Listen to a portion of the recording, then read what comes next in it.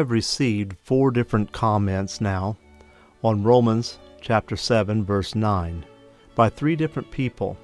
They seem to think that Paul is teaching here against total depravity, that babies are born innocent or sin-free, and not under the sin of Adam.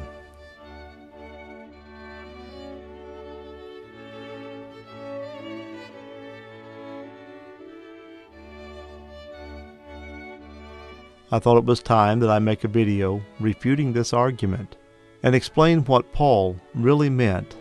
The verse reads, Romans 7, verse 9, "For I was alive without the law once, but when the commandment came, sin revived, and I died." This is from the commentary by that great Baptist, John Gill.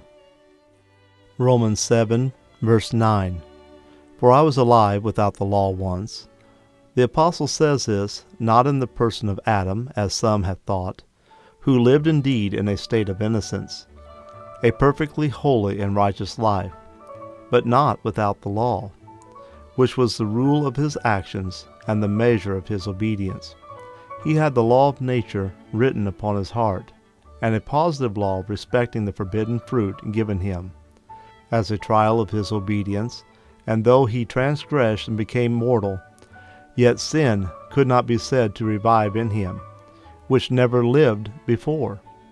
Nor does the apostle speak in the person of a Jew, or the whole body of the people of Israel before the law was given on Mount Sinai.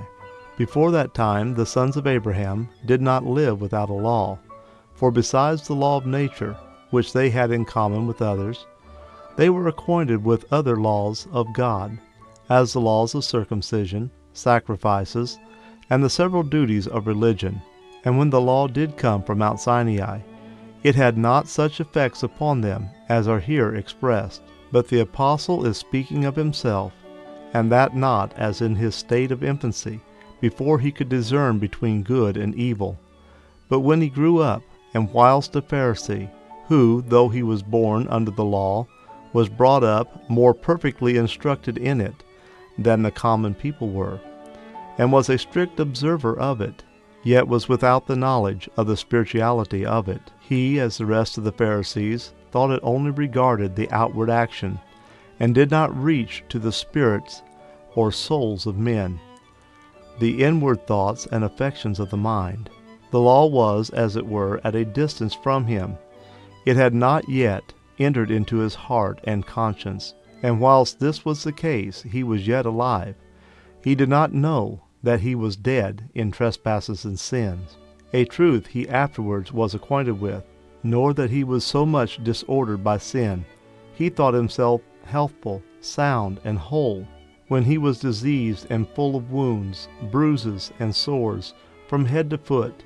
He lived in the utmost peace and tranquility, without the least ruffle and uneasiness, free from any terror or despondency, and in perfect security, being in sure and certain hope of eternal life, and concluded if ever any man went to heaven, he certainly should, since, as he imagined, he lived a holy and righteous life, free of all blame, and even to perfection.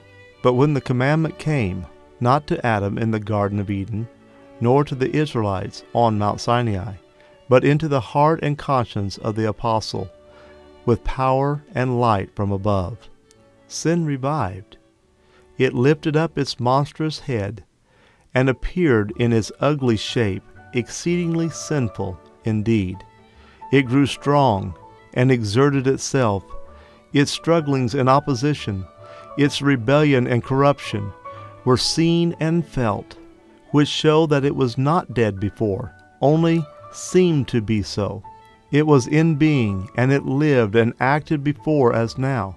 The difference was not in that, but in the apostle's sense and apprehension of it, who upon sight of it died away. And I died. He now saw himself a dead man, dead in sin, dead in law, under a sentence of death which he now had within himself. He saw he was deserving of eternal death, and all his hopes of eternal life by his obedience to the law of works died at once. He now experimentally learnt that doctrine he so much insisted afterwards in his ministry, and to the last maintained, that there can be no justification of a sinner by the deeds of the law, since by it is the knowledge of sin. Commentary by John Gill.